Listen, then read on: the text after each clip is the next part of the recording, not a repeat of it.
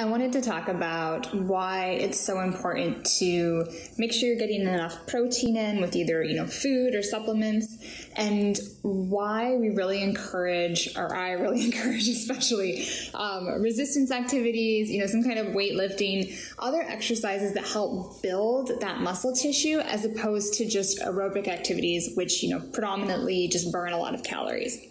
So we know that, dieting obviously leads to weight loss. However, it can also lead to a significant amount of muscle tissue loss. And so research studies have shown that about 25% of every pound lost can be muscle tissue. So this means for every 4 pounds that you lose, 1 pound of that, or close to 1 pound of that, could be straight muscle.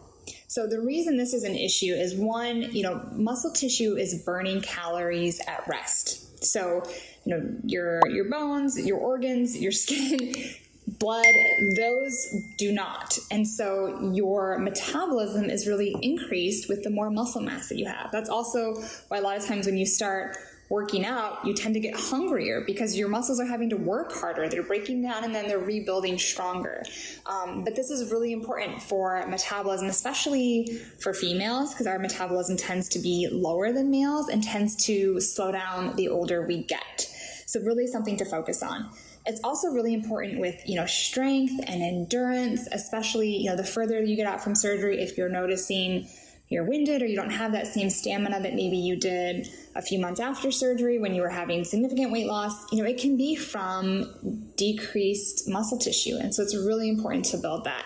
One of the main reasons that I really became a dietitian was because my grandparents went into a nursing home, when I was 10 years old, 9 and 10, and spent, the one spent 5 years in a nursing home, the other one spent almost a decade. And so I grew up, going to the nursing home every week because my grandparents were unable to take care of themselves physically, because they didn't do those things that they needed to do. And a lot of it was just the times.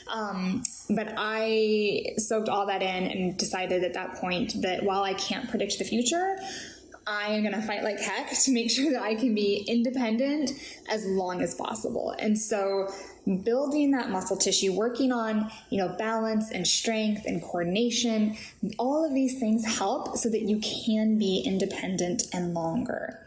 Kind of going with that, another reason that we tend to slow down with our weight loss as we lose more weight is because adipose tissue, fat tissue, is literally like carrying around extra dumbbells every day.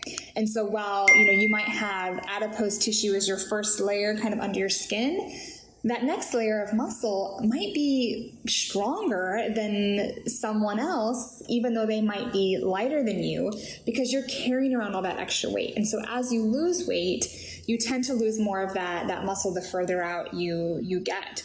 The other thing that happens then is your bones aren't as strong. So working on muscle, building muscle, whether it's through resistance activities, using your own body weight like Pilates or yoga, or doing some light weights or heavy weights, whatever you like, these activities help to make those bones stronger so that if you get into your 70s, 80s, 90s and you fall, you're not breaking it, you're having minimal damage, you're having better coordination because of this. So all of these kinds of things come together, and it's really why you need a good protein source. It doesn't always have to be a protein supplement. However, most people the first year kind of need one pretty routinely. It just sort of depends.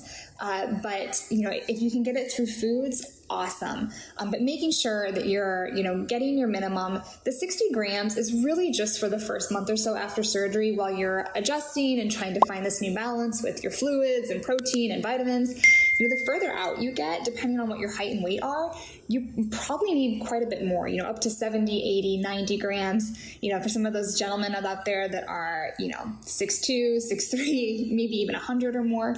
So if you have questions on that, send me a message. I can do some math to give you kind of a better estimate about what your true needs are.